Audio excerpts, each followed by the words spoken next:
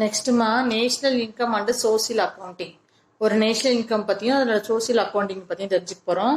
National income is also being measured by the social accounting method. இது வந்து நம்ம எப்படி மெசர் பண்ணுவோம் ஆல்சோ எப்படின்னா சோசியல் அக்கௌண்டிங் மெத்தட்ல பண்ணுவோம்.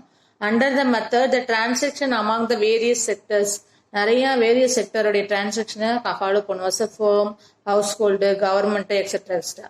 Recorded the inter relationship traced, அதோட இன்டர் ரிலேஷன்ஷிப்பை நம்ம ட்ரேஸ் பண்ணுவோம். And social accounting framework is useful to economical as well as policy makers. So economical policy மேக்கருக்கு சோசியல் அக்கௌண்டிங் ரொம்ப ரொம்ப ஹெல்ப்ஃபுல்லா இருக்கு.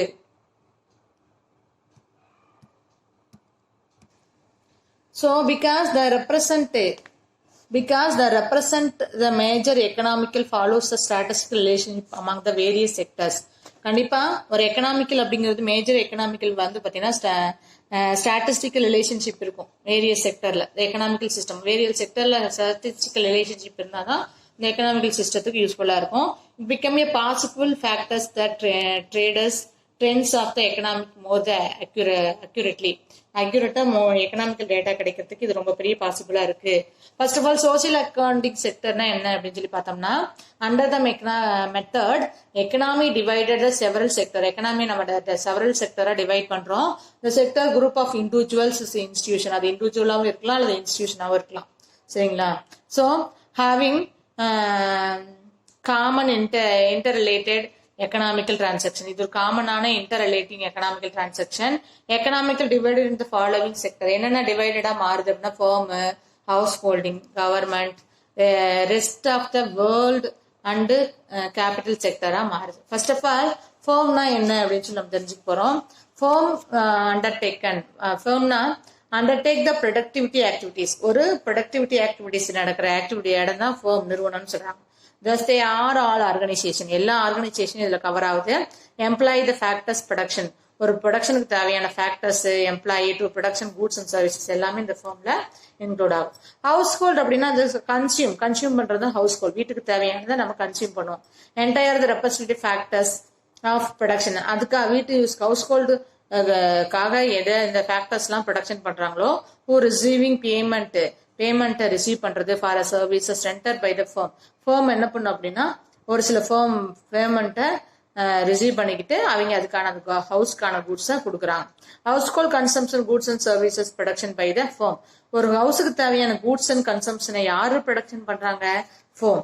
த firm make payment to household. கண்டிப்பா ஒரு ஃபர்ம் என்ன பண்ணும் அப்படின்னா ஹவுஸ் ஹோல்டுக்கு தேவையான பேமெண்ட்டை மேக் பண்ணும், services. Household spend the money. Household அந்த மணியை வச்சு என்ன பண்ணுவாங்க? இப்போ ஒரு இண்டஸ்ட்ரீஸ்ல வேலை செய்யறவன் தான் ஒரு ஹியூமன் பீயிங். அவன் ஹவுஸ்க்கு தேவையான பேமெண்ட்டை மணியை ரிசீவ் பண்ணிட்டு அது மறுபடியும் ஃபர்முக்கே கொடுக்குறான்.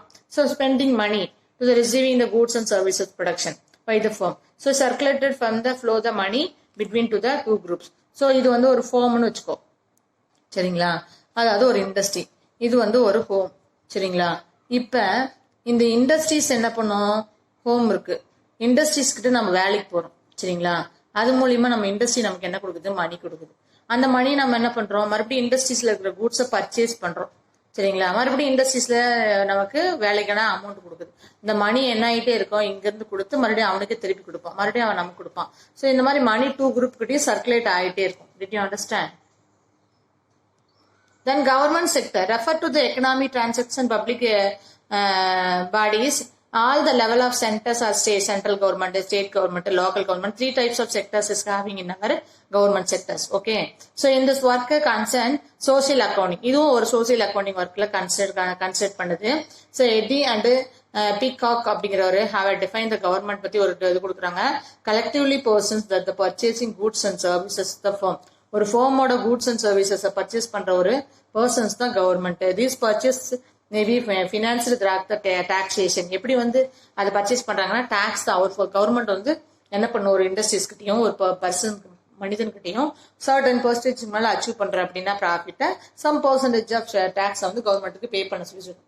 That is one of the public borrowings. So other physical means.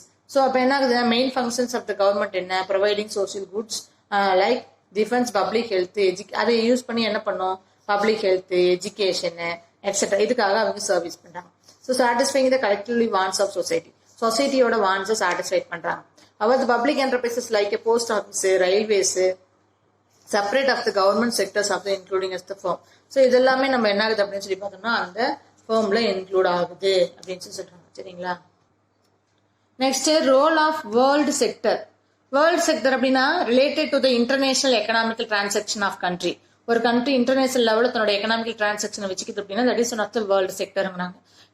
Contain income export and import transaction, external local loan transaction and allied overall investment income and payments. ஓவராலா எக்ஸ்போர்ட் பண்றது, இம்போர்ட் பண்றது, investment பண்றது, payment பண்றது, இதெல்லாம் world லெவல்ல வச்சுக்கிட்டோம் அப்படின்னா that is of the world sector அப்படிங்கிறாங்க. Next, capital sector refer to the saving and investment activities including the transaction of banks, insurance, cooperative financial houses. இதெல்லாம் one of the capital sector அப்படிங்கிறாங்க. சரிங்களா? So அந்த other agencies of money market so are not included. Money மார்க்கெட்ல include ஆகிறதில்ல. Firm agencies nearly the provide the financial assistance இதெல்லாம் கொடுக்குதோ ஃபர்முக்கு அதெல்லாமே உனக்கு கேபிட்டல் செக்டர்ல இன்வென்ட் ஆகுது.